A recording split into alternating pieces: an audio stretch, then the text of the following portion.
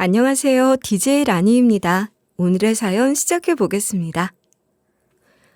안녕하세요. 인사 한마디 쓰는데도 한참이 걸렸습니다. 제 이야기를 써서 보내고 싶다는 생각은 진작부터 하고 있었지만 선뜻 용기가 나지 않았어요. 사실 저는 이 채널의 열혈 구독자거든요. 밤에 잠들 때도 항상 방송을 틀어놓고 자는데 잠이 거의 들려고 하다가 벌떡벌떡 일어났던 적이 한두 번이 아니었어요. 그만큼 몰입해서 들었던 것 같아요. 제가 그렇게 몰입하면서 들었던 이야기들처럼 잘 쓸 자신은 없지만 그래도 뭔가 공감을 받고 싶다는 생각이 드는 것 같아요.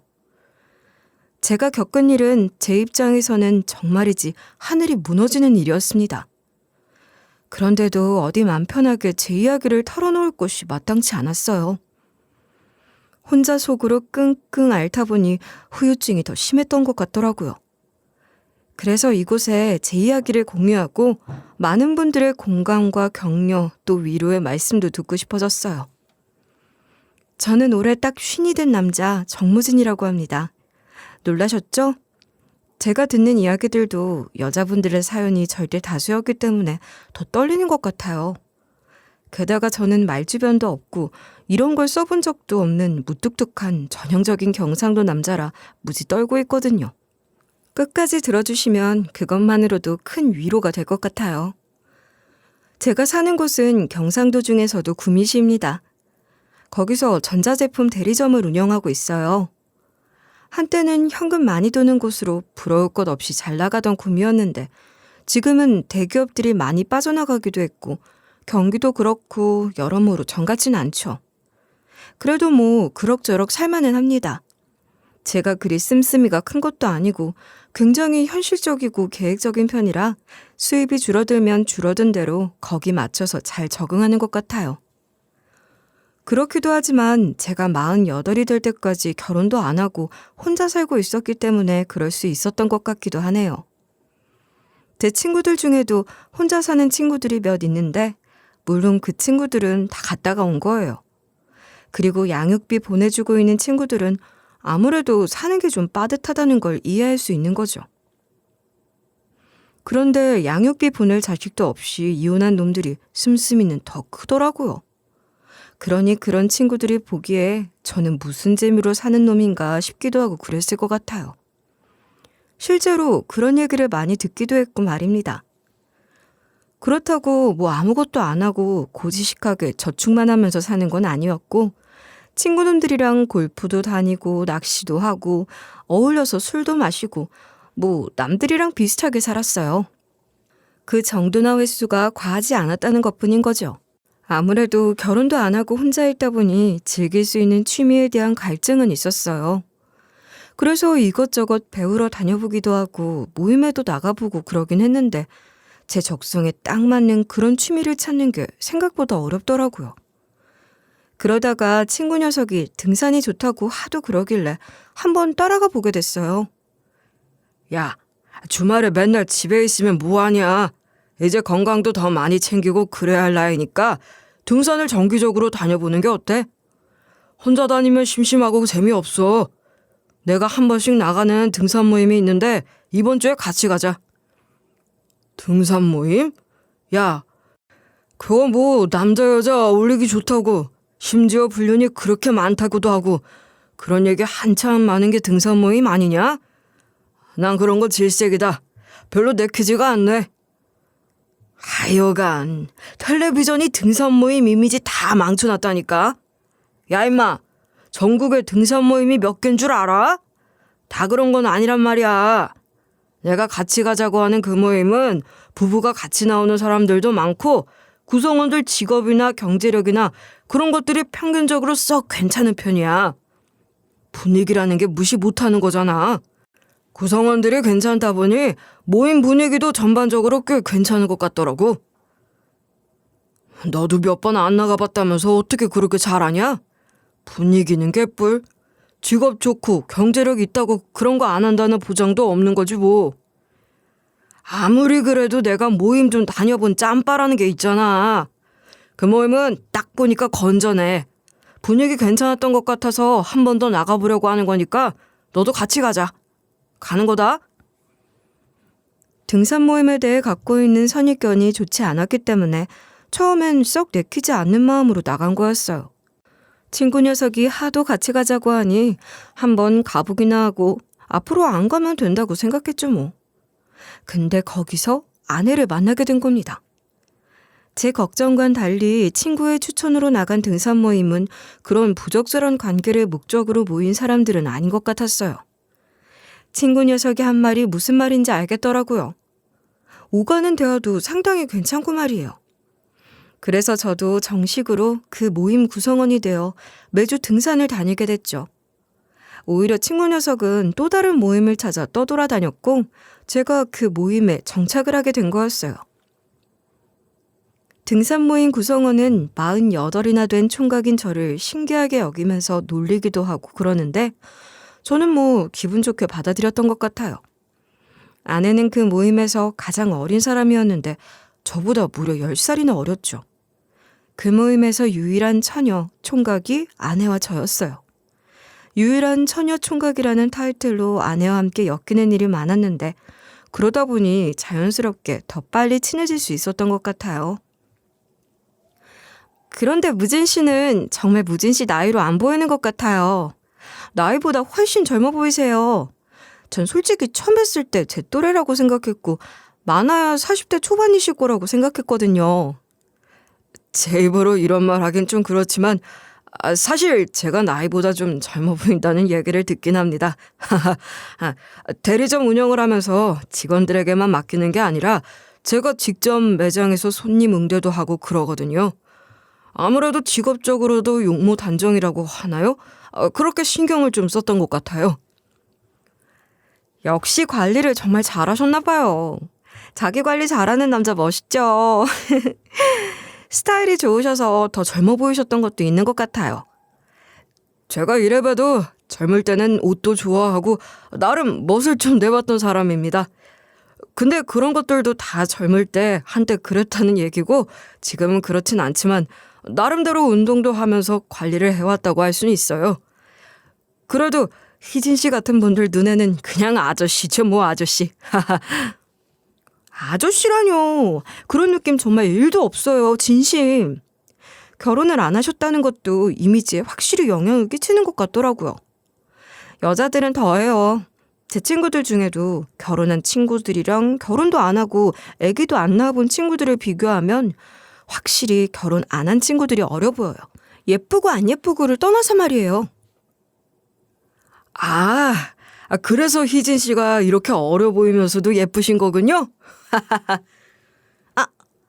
그런 얘기 들으려고 한 말은 아니었는데 어쩌다 보니 셀프 올려치기가 되어버렸네요.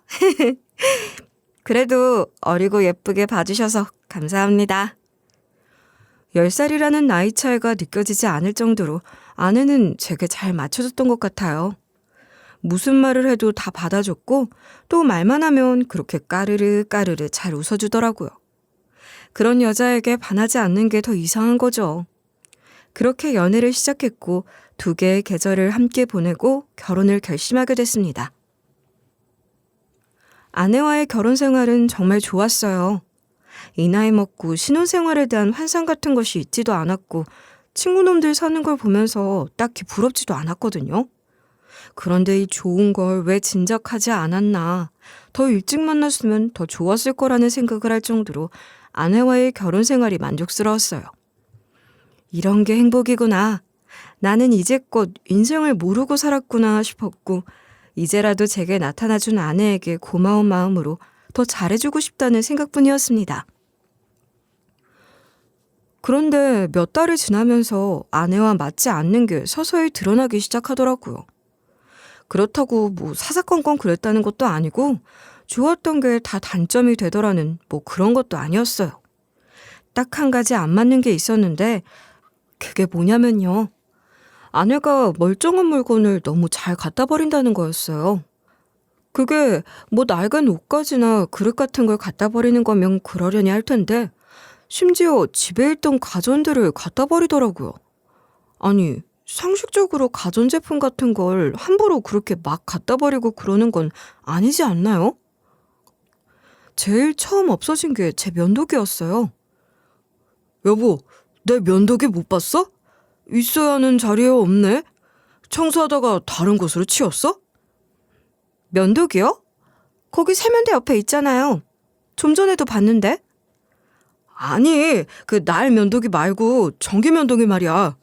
오랜만에 전기 면도기 한번 쓰려고 하는데 있던 자리에 없는데? 당신이 치운 거 아니야? 아, 전기 면도기요? 그거 당신이 안 쓰는 것 같길래 청소하면서 버렸어요. 날 면도기만 쓰길래 안 쓰는 건 줄 알았지. 뭐? 버렸다고? 어디? 쓰레기통에 버렸다는 거야? 전기 면도기를? 아니, 내가 날 면도기를 더 자주 쓰긴 하지만 전기 면도기를 아예 안 쓰는 건 아닌데 몰랐어? 몰랐어요. 전혀 몰랐네.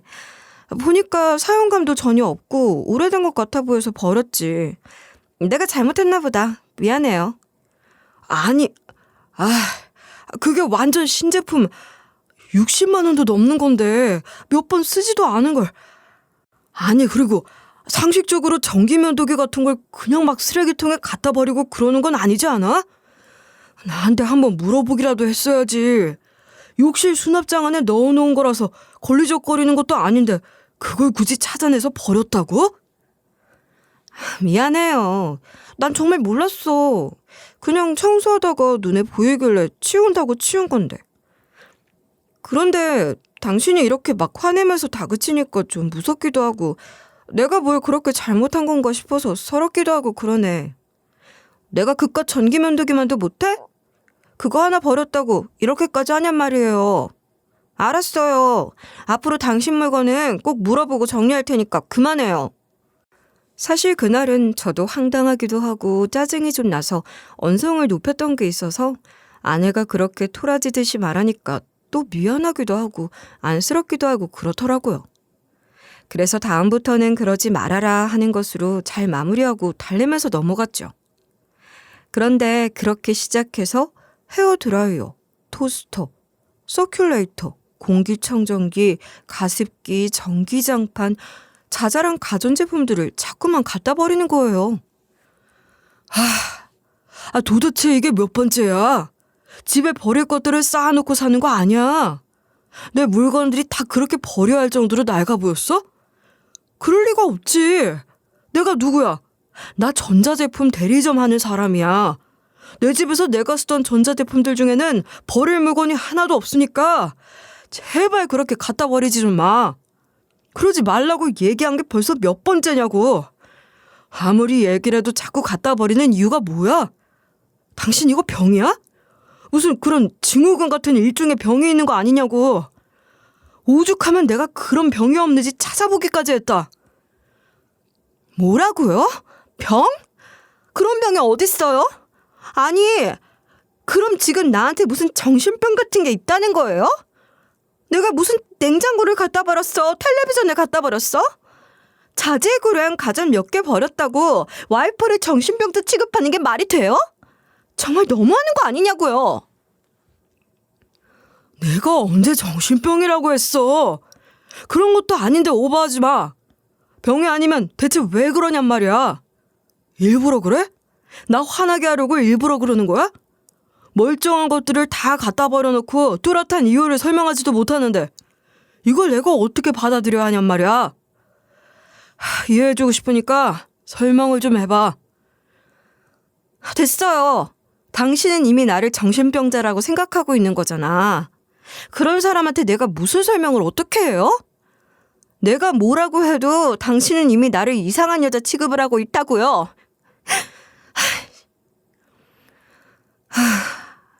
솔직히 많이 힘들었습니다. 별것도 아닌 일로 싸운다고 생각하실 수도 있는데 네, 뭐 사실 별일이 아닐 수도 있어요.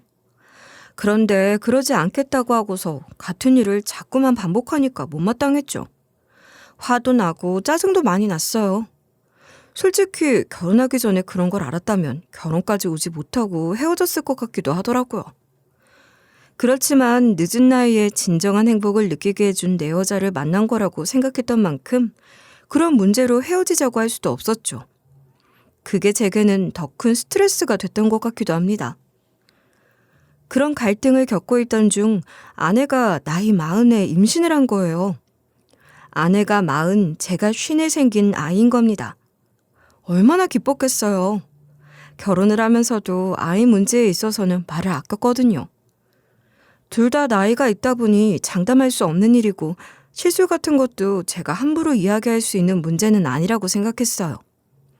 아무래도 여자들 몸에 무리가 많이 되는 일이고 몸도 많이 상한다고 하니까 제 욕심만 부릴 순 없는 일이잖아요.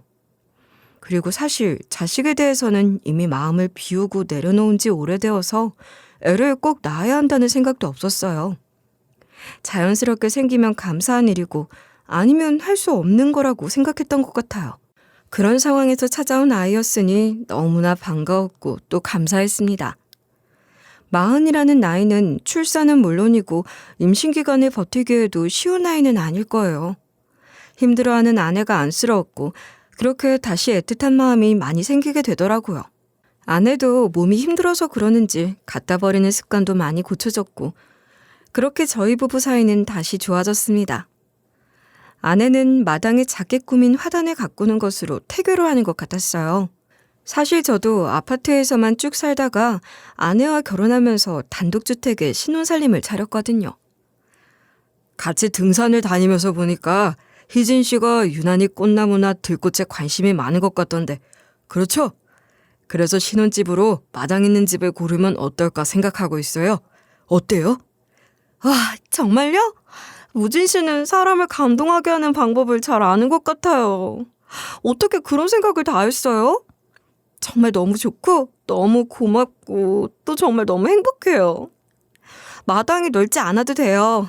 그냥 작은 화단 하나 가꿀 수 있는 정도만 되어도 너무 좋겠어요. 손이 많이 가지 않을 것 같은 집으로 한번 잘 골라봐요. 우리 신혼집이니까 같이 골라야죠. 그렇게 해서 결정한 신혼집은 단독주택 단지에 속해 있는 아담한 주택이었고 아내는 신혼 초부터 화단을 예쁘게 가꾸고 있었어요. 그러다 아이를 가지면서 화단 가꾸는 것을 더 즐기는 것 같더라고요. 태교로도 좋겠다 싶은 생각을 했습니다. 예쁜 꽃과 아내를 닮은 딸을 갖고 싶었거든요. 그런데 어느 날부터 저희 집 앞을 서성거리며 폐지를 줍는 노인이 눈에 들어오기 시작했어요. 그 노인은 저와 눈이 마주치면 쫓아와서 대놓고 돈을 구걸하기도 했는데 그 태도가 너무나 뻔뻔해서 불쾌할 정도였어요. 그래서 몇 번이나 쫓아냈는데도 또 그러고 또 그러기를 반복하는 거예요. 경찰에 신고라도 해야 하나 힘들게 사는 사람 같아서 그렇게까지 하는 것이 아무래도 마음이 편하지 않을 것 같아서 봐주고 있었는데 아내도 걱정되고 도저히 안 되겠다 싶던 차였는데 제가 퇴근하고 왔더니 저희 집 앞 주차장 자리에 리어카를 대놓고 쉬고 있더라고요. 그 정도면 이 노인네가 분명 어떤 목적을 갖고 저희한테 제대로 꽂혔구나 싶어서 당장 신고하려고 했는데 노인이 제게 오더니 평소와 다른 이야기를 하는 거였어요. 사장님, 저한테 돈을 조금만 챙겨주시면 맨날 화단에 나와서 물 주는 사모님의 비밀 한 가지 알려드릴게요. 사장님은 상상도 못할 엄청난 비밀인데 싼값에 모실 테니 좀 챙겨주세요. 하루가 멀다 하고 우리 집을 염탐하는 것처럼 주위를 맴돌던 노인네가 제 아내의 엄청난 비밀을 폭로하겠다는 이보다 더 자극적인 유혹이 어디 있겠습니까? 황당하기 그지없긴 했지만 생각해보세요. 그런 말을 듣고 미친놈이라며 쉽게 넘길 수가 있겠는가 말이죠. 어이없다 싶으면서도 제 아내의 엄청난 비밀이라는 게 뭔지 궁금한 게 정상 아닌가요? 노인네의 말은 거부할 수 없는 유혹이었습니다. 그래서 10,000원짜리 한 장을 쥐어줬더니 주소 하나를 적어주더군요. 사실은 내가 사장님 사모님의 전남편입니다. 내가 적어준 주소로 찾아오면 비밀을 제대로 밝혀줄 테니 그때는 10,000원짜리 한 장보다는 조금 더 쓰셔야 할 겁니다. 전남편이라뇨? 결혼 같은 건 한 적이 없다고 했던 아내에게 전남편이라니 이게 대체 무슨 소리란 말입니까? 어리둥절해 있었는데 그때 마침 아내가 집 밖으로 나온 거예요. 아마도 제 찻소리가 들렸는데 안 들어오고 있으니까 궁금해서 나와본 것 같았는데 제가 그 노인과 이야기를 하고 있는 걸 보더니 기겁을 하면서 달려오더군요. 아니 여보, 무슨 이런 사람이랑 말을 섞고 있어요? 좀 무서운 사람 아니야? 상대하지 말고 얼른 들어가요. 사소리가 났는데 한참이 지나고 안 들어오길래 나와봤더니 이게 대체 무슨 일이야? 당신이 저런 사람이랑 할 얘기가 뭐가 있어요? 근데 그 노인네가 당신한테 뭐라고 했어요? 무슨 얘기를 한 거예요? 아내는 제가 그 노인과 무슨 얘기를 나눴는지 상당히 궁금해하는 것 같았어요. 어쩐지 체크를 하는 것 같고 약간 다그쳐 묻는 것 같은 느낌마저 들었거든요. 그런 식으로 물으니 저도 약간 욱하는 감정이 생기는 거예요. 그 사람이 뭐라고 했냐고? 자기가 당신 전 남편이라던데? 그게 대체 무슨 소리야? 당신한테 이걸 어떻게 물어봐야 하나 머리가 복잡했는데 그 노인네랑 무슨 얘기를 했는지 집요하게 물어보는 당신을 보니까 나도 할 말은 해야겠다 싶네. 대체 그게 무슨 소리지? 정말 당신이랑 무슨 관계라도 있는 사람이야? 제가 약간 열이 받아서 그렇게 받아줬더니 아내는 갑자기 울음을 터뜨리며 무너지듯 주저앉아 버리는 거였습니다. 겨우 달래서 일단 집으로 데리고 들어가고 물도 한 잔 떠다 먹이고 그랬죠. 그리고 아내가 하는 얘기를 들었어요. 그 노인네, 그 사람은 내 전 남편이 아니라 내 친부야. 날 낳아주신 분이라고. 그것도 30년 전에 나와 엄마를 내팽개치고 도망간 사람이었어. 당신이 지금 얼마나 황당할지 알아. 내 말을 100% 다 믿기도 어려울 거야. 그렇지? 나도 그렇게 찜찜해하는 당신이랑은 얘기하기가 힘들어. 우선 우리 엄마랑 통화해서 오해부터 풀어줘. 그러면서 바로 장모한테 전화를 걸어 스피커폰으로 장모와 통화하는 걸 들려주더라고요.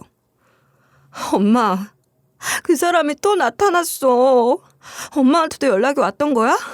그 사람은 나를 낳기만 했지 아무것도 해준 것도 없으면서 왜 항상 이런 식으로 나타나서 나를 괴롭히는지 모르겠어. 글쎄 이 사람한테 자기가 내 전 남편이라고 했다는 거야. 이게 말이 되냐고. 무슨 아빠가 그래? 엄마, 나 정말 이렇게 살 수가 없어.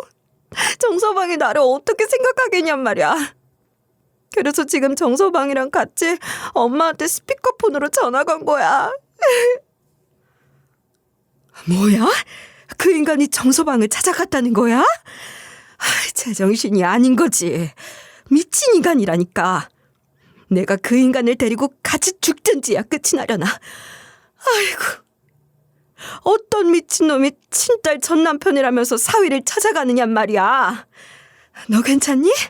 배가 뭉치거나 아프진 않아? 정서방, 내 말 듣고 있나? 미안하네. 자네는 또 얼마나 많이 놀랐는가.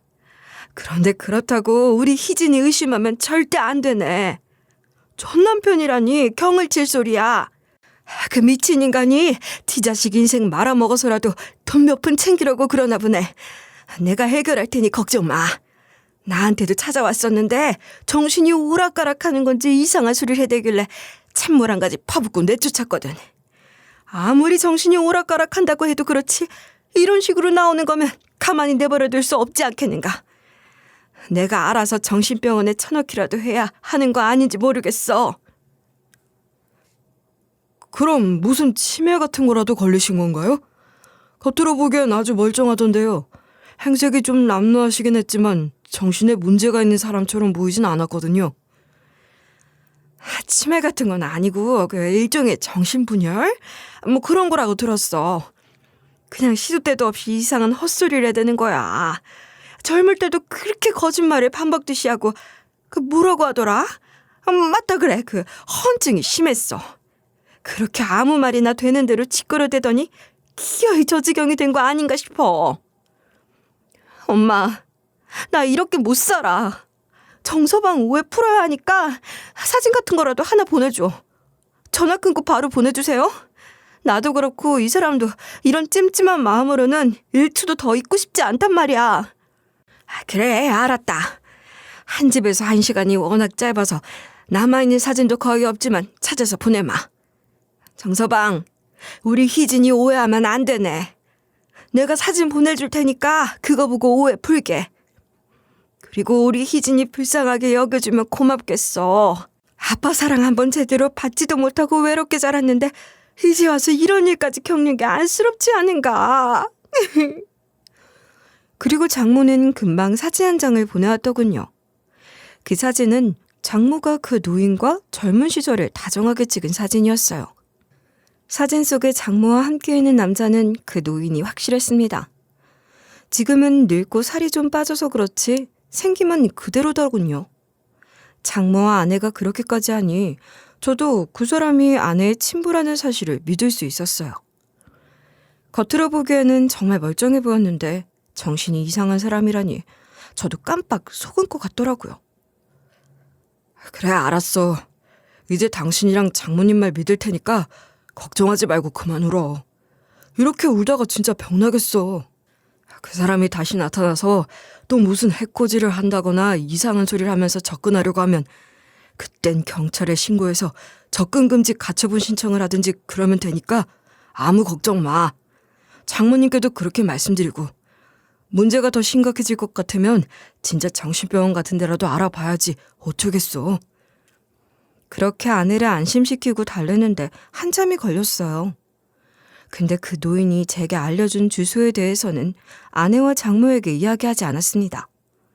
일부러 숨긴 건 아니고 굳이 이야기할 필요가 없다고 생각했던 것 같아요.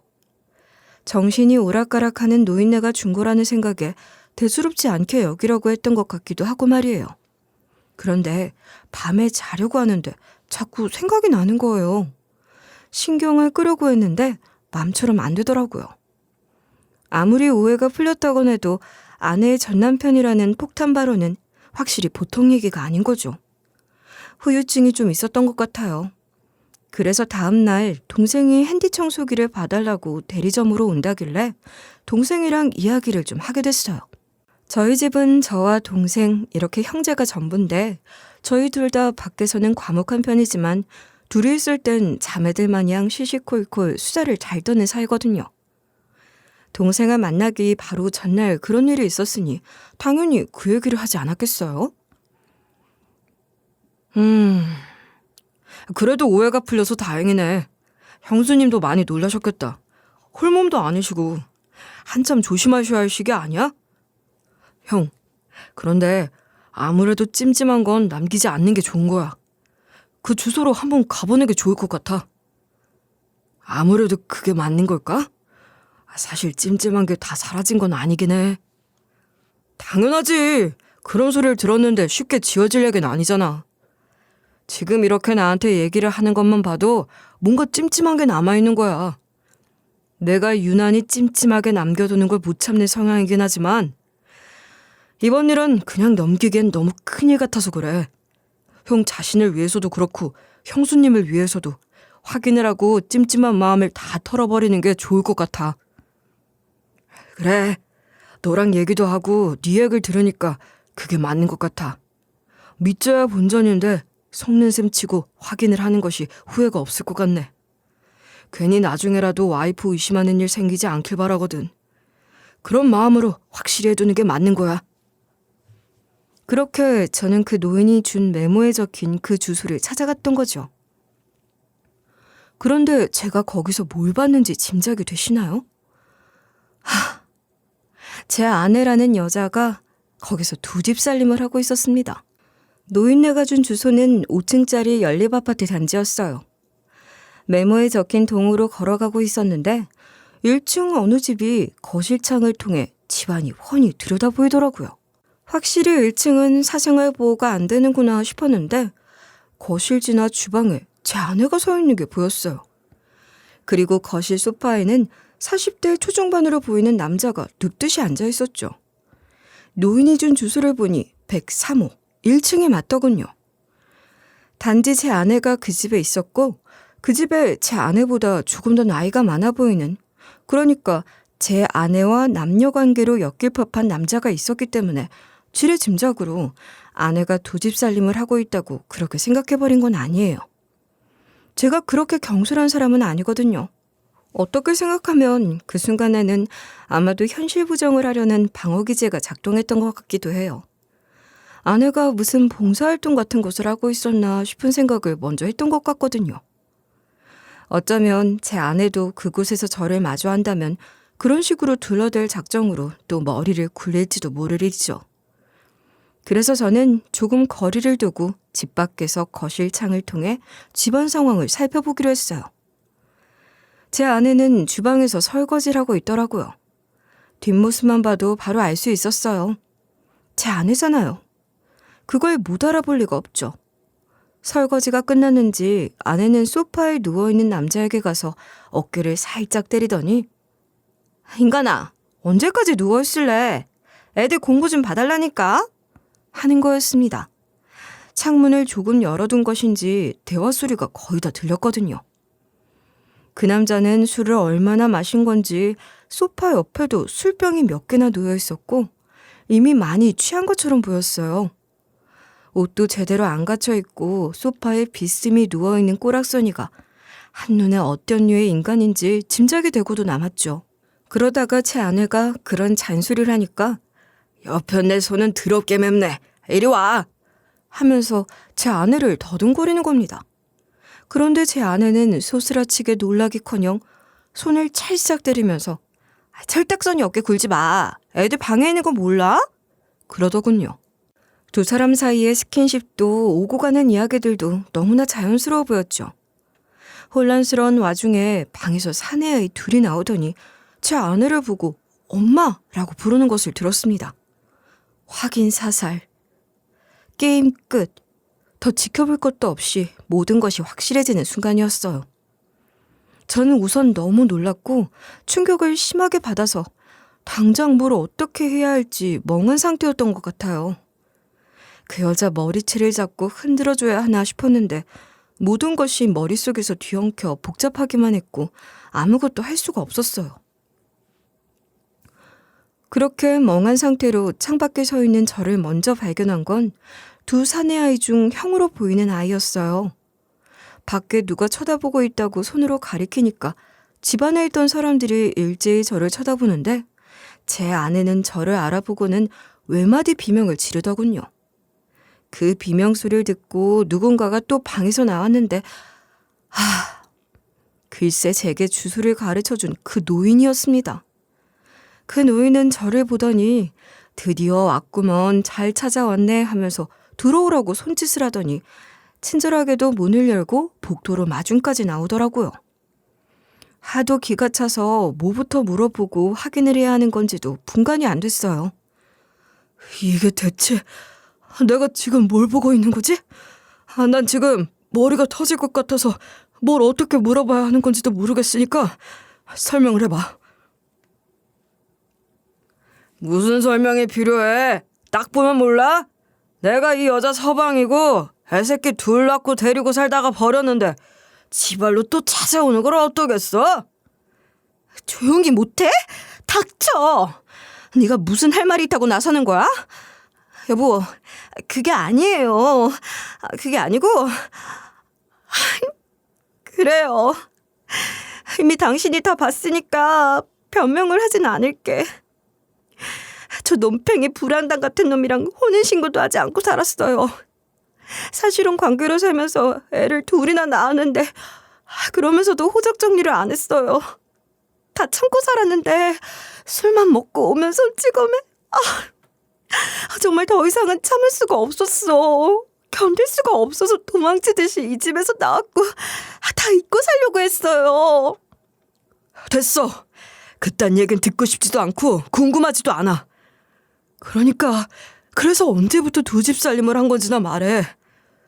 날 처음 만날 때부터였어? 처음부터 지금까지 줄곧 이런 식으로 살았던 거야? 아니야. 정말 아니에요. 그런 게 아니야. 진짜 다 잊고 살고 싶었어. 그러다 당신을 만나서 결혼도 하고 행복하게 살았지. 그런데 내가 너무 행복해서 그런 건지 두고 온 애들이 자꾸만 눈에 밟혔어요. 그래서 한번 찾아왔었는데 집은 엉망이고 애들은 밥도 제때 못 먹고 있었어. 그렇게 방치된 애들이 너무 안쓰러웠고 집안 꼴도 말이 아닌 걸 보니 그냥 모른 척할 수가 없더라. 그래도 내가 몇 년 동안 쓸고 닦고 살림 살았던 집이고 내 새끼들이잖아. 그래서 가끔 와서 애들을 챙기고 있었던 것뿐이지 그 이상은 아니야. 두 집 살림이라니. 여보, 그런 거 아니에요. 오해하지 말아요, 제발. 그 이상은 아니야? 그 이상이 뭔데? 아니, 지금 이 상황 자체가 이미 충분히 충격적인데 이 이상 뭐가 있을 수 있다는 거야? 뭐가 또 있어? 그래? 뭐가 더 있으면 있는 대로 다 꺼내놔. 사람 여러 번 기함하게 하지 말고. 아, 저 사람. 저 노인네는 대체 누구야? 당신 친부라는 것도 다 거짓말이지? 하! 누가? 내가? 내가 제 친부라고 했어? 누가 그래? 제 애미라는 게 그랬겠지. 하여간 어릴 때부터 거짓말 안 하는 도 같은 년이라니까. 잘도 둘러댔네. 이보시오, 호구 양반. 나는 얘 친부가 아니고 저기서는 애비 되는 사람이요. 그러니까 뭐 시부라고 할 수 있는 거지. 호적엔 안 올랐지만 말이야. 기가 막혔죠. 그 노인은 아내의 친부가 아니라 술주정뱅이 남자의 아버지였던 거예요. 그 노인과 아내의 친정엄마가 어릴 적 같은 동네에서 오빠 동생 하던 사이였다고 하더라고요. 그런 인연으로 술주정뱅이 남자와 아내도 어릴 때부터 자주 어울리던 사이였고 그러다 살림까지 차려서 살았던 거라는 거였죠. 더 할 말도 없고 하도 어이가 없어서 멍하니 있다가 그제야 그놈의 집구석이 눈에 들어오는데 진짜 열받는 게 뭔 줄 아세요? 그동안 저희 집에서 아내가 갖다 버렸다고 하던 가전제품들이 그 집에 다 있더라고요. 갖다 버리기는 개뿔, 다 이놈의 집구석에 갖다 주고 있었던 거죠. 그것 때문에 제가 얼마나 스트레스를 받고 또 그것 때문에 아내와 얼마나 싸웠는데 그럼에도 불구하고 계속 훔쳐내듯이 빼내서 이놈의 집구석에 갖다 주고 있었던 걸 생각하니까 도저히 참을 수가 없었습니다. 오래된 것 같고 낡아 보여서 갖다 버렸다고 했던 가전제품들이 다 여기 있네? 와, 나 진짜 열받네. 야, 네가 그 짓거리 하는 것 때문에 내가 얼마나 스트레스가 심했는지 알지? 위험 도져서 생고생을 하고 얼마나 아팠는데 하지 말라고 그렇게 말해도 안 됐던 게 다 이유가 있었던 거구나. 이놈의 집구석에 갖다 주려고 그랬던 거야? 이거 완전 도둑년이네. 사기꾼의 도둑년. 와, 정무진 참 인생 헛살았다. 헛살았어. 이런 여자를 두고 내 평생에 하나뿐인 여자라고 생각하면서 행복했던 내 자신이 싫어지려고 해. 안 쓰는 것 같아서 버렸다던 전기 면도기 가져다가 네 애써방 줬냐? 이거 뭐 이런 년이 다 있어? 난 너 같은 년이랑 같이 못 살아. 이혼해. 당장 이혼이야. 오늘부터 집에 들어올 것도 없어. 그냥 이 집에서 쭉 눌러 살면 되겠다. 잘 살아라. 이혼이라니 그럴 수 없어요. 여보, 진정하고 내 얘기를 좀 더 들어봐요. 난 절대 이혼 못해요. 이 남자랑은 어차피 혼인신고도 안 할 사이고 내 뱃속에 생긴 우리 애는 어떡하라고 이혼 소리를 해요. 애가 들어요. 에? 지금 뱃속에 생긴 애라고 했니? 뱃속에 생각을 하는 여자가 그 몸으로 두 집 살림을 하셨어? 난 애도 필요 없고 다 필요 없으니까 애 핑계로 들러붙을 생각 안 하는 게 좋을 거야. 법적으로도 내가 절대적으로 유리해. 알지? 뱃속에 태교 생각해서라도 법정까지 끌고 가지 말고 조용히 합의해. 알았어? 저리 비켜! 여보, 왜 그래요 정말. 나 당신 없이 못 살아요. 당신이랑 우리 애 키우면서 살 거야. 이놈의 집구석이랑은 영 끊고 살 수 있어요. 그럼요. 얼마든지 그렇게 할 수 있죠. 이미 그렇게 살아왔고 애들도 이제 많이 컸으니까 영원히 안 보고 살아도 돼요. 나한테는 이 애랑 당신밖에 없어요. 여보, 제발 그러지 마요. 나 데리고 가줘요, 네? 아내. 아니 그 여자는 눈물 콧물 아주 범벅이 된 얼굴로 제 바지가랑이를 붙잡고 늘어지더군요. 그 꼴을 다 지켜보고 있던 술주정뱅이 남자도 기어이 버럭 소리를 지르더라고요.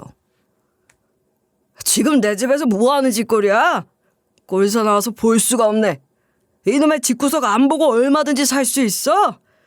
이놈의 집구석은 니년 자리 비워놓고 기다리고 있는 줄 아냐? 기가 막혀서 나도 너 같은 년 필요 없어. 그때도 니년이 집 나가기 전에 내가 먼저 나가려고 했는데 니년이 선수 치는 바람에 내가 애들까지 떠맡고 이 꼴로 살고 있었던 거 아니야. 저 애새끼들도 다 데리고 나가. 니년이 싸질러 놓은 새끼들을 왜 내 집구석에서 키우냐? 싹 다 데리고 나가서 다시는 이 집 근처에 얼씬도 마. 알았냐? 일이 이렇게까지 커질 줄은 몰랐는데 아주 난리가 났네. 난리가 났어. 엠미 네가 잘못한 거지 뭐. 너는 입이 10개 100개라도 할 말이 없는 거 아니냔 말이지. 그래도 정 돌아오고 싶거든. 지참금이다 생각하고 네 엄마 옆구리 찔러서 돈 좀 챙겨서 와. 나한테 연락하란 말이야. 알겠지? 그렇게라도 정성을 보이면 어쩌겠어. 받아줘야지. 저놈 자식 성질 불같은 건 너도 잘 알잖아. 내가 중간에서 잘 중재해 줄 테니까 너는 네 엄마나 잘 설득해서 최대한 많이 받아와. 내 말 알아듣지? 그 와중에도 그저 돈 챙길 생각밖에 없는 그 노인네. 그 말을 하는 표정이 진짜 가관도 아니었어요.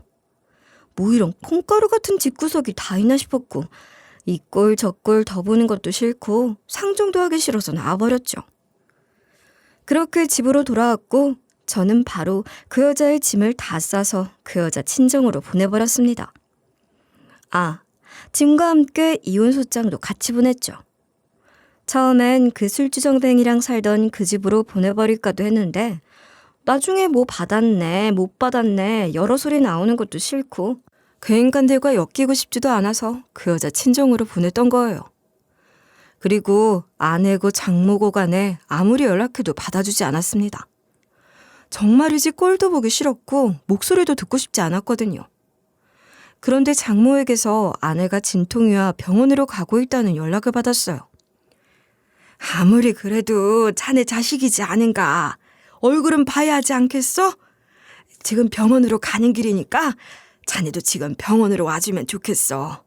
다른 얘기 아무 말도 안 할 테니까 그저 병원에 와서 자네 자식 얼굴이라도 한번 봐주게. 부탁이네. 아이 낳으러 병원으로 가고 있다는 연락을 차마 뿌리칠 수가 없어서 전화를 받았더니 장모는 그렇게 통사정을 하더라고요. 생각이 많아졌었죠. 그냥 솔직하게 얘기할게요. 그 여자가 저랑 살면서 신혼 초부터 그 집구석에 들락거렸던 걸 뻔히 아는데 안 한 말로 그 여자 뱃속에 그 자식이 제 자식이라고 장담할 수도 없는 노릇 아닌가요? 그런 생각 때문에 너무 괴로웠습니다. 그러면서도 그런 생각을 해야 하는 제 자신이 참 싫기도 했어요. 만에 아내가 제 자식이면 어떡하죠? 그 자식만큼은 데려와서 제가 책임지고 키우는 게 맞겠다는 생각이 들기도 했습니다. 그런 여자 손에 제 자식이 자라게 할 수는 없다고 생각했어요. 그래서 일단 친자 확인부터 해봐야겠다는 생각으로 병원으로 갔습니다. 네 얼굴 보고 싶어서 온 거 아니니까 착각하지 말고 김치국도 마시지 마. 만에 하나 네가 낳은 애가 내 자식이면 그 자식만큼은 내가 책임을 져야 한다는 생각으로 친자 확인하러 온 거야. 솔직히 그냥 다 나 몰라라 하고 싶기도 했지만 적어도 내 자식이라면 너 같은 년 손에 자라게 둘 수는 없다는 생각이 들었지. 하여간 나는 검사 의뢰하고 갈 테니까 그렇게 알아. 당신 애가 맞아요. 당신은 정말 나를 어떻게 보고... 내가 어떻게 그걸 모를 수가 있겠어. 당신 자식이 아닐 수가 없어. 그런 일은 하늘이 두 쪽이 나도 없었던 일이야. 정말이야. 믿어줘. 내가 낳은 애는 죽어도 당신 자식이야. 그래, 정서방. 애가 아무리 그래도 그런 거짓말을 할 애는 아니야. 두고 나온 지 새끼들 눈에 밟혀서 한두 번 들여다본 게 전부라고. 정말이네. 친자검사 그거 할 것도 없어. 애기 얼굴은 봤나? 자네랑 똑 닮았어. 애라도 한번 안아보고 가겠나? 제 자식인지 아닌지도 모르는 애를 제가 왜 안아봅니까? 저는 더 들을 말씀이 없고요. 결과 나오면 그때 연락드리죠. 결과가 어떻게 나왔을 것 같으세요? 기가 차서. 설마 했는데. 사실 제 자식이 아닐 가능성이 높다고 생각을 하면서도 눈으로 그 결과를 확인하니 솔직히 충격적이긴 했어요. 제 자식이 아니더라고요. 참, 그렇게 험할 수가 없었습니다. 제 자식이 아니면 누구 자식이겠어요? 보나마나 그 술주정뱅이 자식이겠죠. 저는 제 인생의 여자라고 생각했고 진짜 행복을 알게 해준 여자라고 생각했기 때문에 평생 갚으며 살 거라고 그렇게 생각했었는데 제가 그런 생각을 하면서 미래를 그리고 있을 때 그 여자는 저를 속이며 두 집 살림을 하면서 다른 남자 애까지 가졌던 거잖아요. 아, 정말 인생 뭐가 이렇죠? 상처 같은 건 꿈에도 없는 거고 아내도 장모도 더 이상 할 말이 없으니 연락도 안 하더군요. 그렇게 이혼 소송을 진행해 위자료 받고 헤어졌습니다. 그까짓 돈 더러워서 받고 싶지도 않다는 생각이 들었지만 어떻게라도 그 여자한테 타격을 주고 싶다는 생각에 악착같이 받아냈어요. 물론 그 술주정뱅이 남자한테도 상간남 소송을 걸었고 위자료 지급 명령을 받아냈죠. 그리고 이제는 정말 다 잊고 살고 싶다고 생각하고 있던 중 최근 뜻하지 않게 그 여자의 근황을 듣게 됐거든요. 제가 전철을 만났던 그 등산 모임 기억하시죠? 저를 처음에 그 등산 모임에 데리고 나갔던 친구놈으로부터 연락이 와서 나갔다가 듣게 된 이야기들이었어요. 저는 전처와 연애를 시작하면서 등산 모임에 나가는 게 뜸해졌고 둘이서 데이트하는 시간이 많아지다 보니 자연스럽게 등산 모임에 안 나가게 됐었거든요. 친구놈도 워낙 다니는 모임이 많아서 등산 모임에는 거의 안 나가다가 오랜만에 갔었다고 하는데 거기서 듣고 온 이야기들을 저한테 전하고 싶어서 안달이 난 거예요. 야, 무진아. 너 전처 일이 세상 핫 이슈더라? 네가 그 꼴 당하고 이혼한 거 우리 친구들 중에서도 자세한 얘기는 친한 몇 명만 아는 거잖아. 근데 그 모임에서는 모르는 사람이 없더라고. 내가 다시는 그런 모임에 나가나 봐. 별 거지 같은 년이 내 인생에 꼬이더니 끝까지 사람 우습게 만드네. 아, 사람들이 대체 뭐라고 했길래 이래? 야, 이 자식아. 넌 친구가 그 꼴 당하고 동네복 된 게 신나냐? 새끼야, 내가 지금 너 우스운 꼴 당했다고 신나는 것 같냐? 잔말 말고 내 얘기나 좀 들어봐. 그 여자, 그게 보통 여자가 아니었더라. 그 등산 모임에 나오기 전에 다른 등산 모임에서도 남자 하나를 물어서 결혼 얘기까지 오갔던 적이 있었다고 하던데? 근데 그 남자에게도 그 노인네가 접근했었대. 괜히 나타나서는 해코지를 하는 식으로 돈을 뜯어내려고 했었던 모양이지 뭐. 나한테도 그 노인네가 자기 친부라고 했다며? 그때도 그랬던 거래. 그러니까 그 여자랑 네 장모였던 여자랑 이미 그때 친부 시나리오 다 만들어 놓고 연극을 했던 거지. 그러다 결국 들통나서 파혼당하고 그리고 우리 모임으로 갈아탄 거라고 하더라. 진짜 대책 없는 년이야. 아주 모녀가 쌍으로 생쇼를 하네. 그때 둘이 어찌나 손발이 착착 맞는지 난 감쪽같이 속아 넘어갔잖아. 진짜 같았어. 어떻게 안 믿냐? 그때 그 여자들 말만 믿고 그 노인네가 준 주소로 찾아가는 것도 안 했으면 정말 어쩔 뻔했는지 몰라. 난 지금도 내 자식도 아닌 애 키우고 있을 거 아니야. 그녀는 계속 그놈의 집구석에 내 살림 퍼나르고 있었을 거고 말이야. 이혼 소송 준비하면서 보니까 가전제품 말고도 내 돈으로 아예 그놈의 집구석 살림을 살았더라. 기가 막혀서 하나하나 다 확인하고 악착같이 받아내긴 했지만 아직도 치가 떨려. 야, 아직 얘기가 끝난 게 아니니까 조금만 더 들어봐. 이 얘기까지 들으면 분위기 좀 풀릴 수도 있을걸? 그 여자가 자기 엄마랑 뭘 어떻게 했는지 어찌저찌 돈을 좀 마련을 했다고 하더라고. 그 노인네한테 그 돈 쥐어주면서 구워 삶아서 어떻게든 그 집구석에 기어들어갈 살 작정을 했던 모양이야. 그래서 셋째 갓난쟁이까지 안고 그 술주정뱅이 집을 찾아갔는데 첫째, 둘째 자식마저 내쫓으면서 다 데리고 나가라고 소리소리 질렀대. 근데 그 여자는 죽어도 못 나간다고 울며 불며 버티고, 그래서 아파트에서는 주민들이 민원 신고하고 경찰 출동하고 난리도 아니었다고 하더라.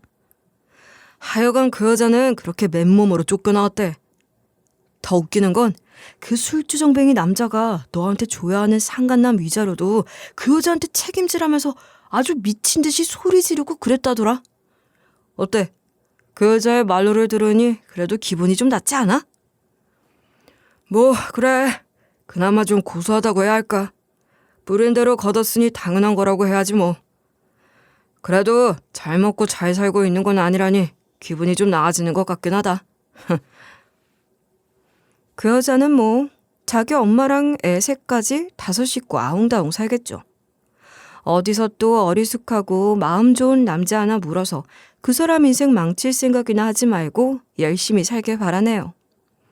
하긴 이제는 워낙 소문이 많이 나서 남자 만나기가 쉽진 않을 거예요. 세상에 그 여자처럼 악랄하고 나쁜 여자보다 좋은 여자들이 더 많을 텐데 제가 전생에 나라라도 팔아먹은 건지 어쩌다 이런 일을 당했나 모르겠습니다.